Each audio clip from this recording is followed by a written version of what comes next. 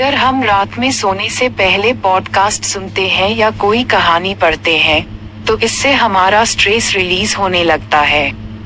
दरअसल, सभी चीजों को भूलकर हम कहानी की गहराई में खो जाते हैं, जो हमें एक अलग दुनिया में ले जाती है। सुनते सुनते हम चित्रों को बुनने लगते हैं। इससे धीरे धीरे माइंड रिलैक्स होता है और हम सो जाते हैं। इस बारे में Yale Center for Sleep Medicine के चिकित्सा निदेशक डॉक्टर क्रिस्टीन वॉन बताते हैं कि स्लीपिंग टाइम में कहानियां हमारे माइंड को हर प्रकार की परेशानियों से मुक्त करने का काम करती हैं।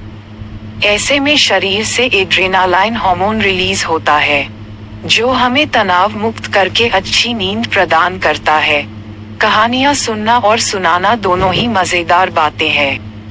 अगर आप फेयरी टेल्स सुनने का शौक रखते हैं, तो ये खुद को खुश रखने का एक आसान उपाय है।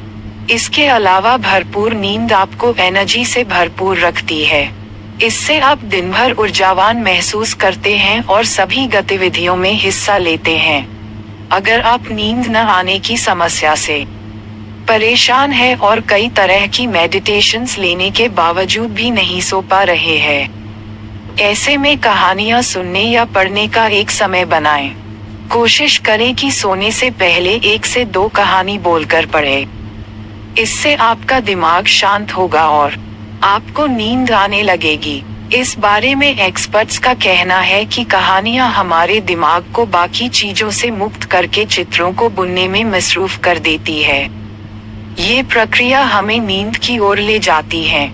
कुछ लोग सोने के बाद देर रात डरकर या अन्य कारणों से बार बार उठते हैं।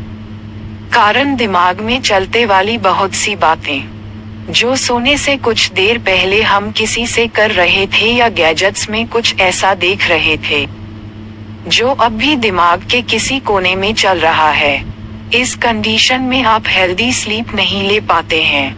वहीं दूसरी ओर अगर आप कहानियां सुनकर सोते हैं, तो आपका दिमाग पूरी तरह से रिलैक्स हो जाता है।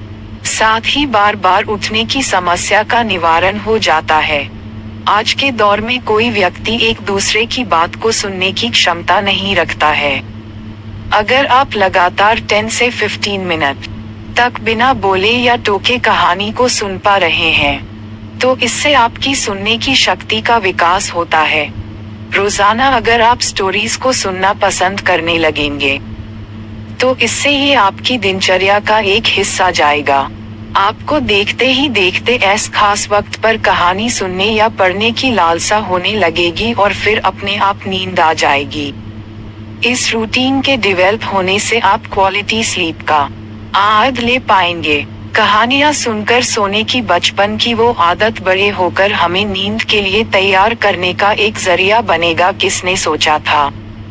बच्चों के साथ साथ हमें भी भरपूर नींद के लिए स्टोरीज को सुनना और पढ़ना जरूरी है। अगर आपने अब तक इस टिप को नहीं अपनाया है, तो इस पारंपरिक तरीके से खुद को खुशहाल रखने का ये आसान तरीका है।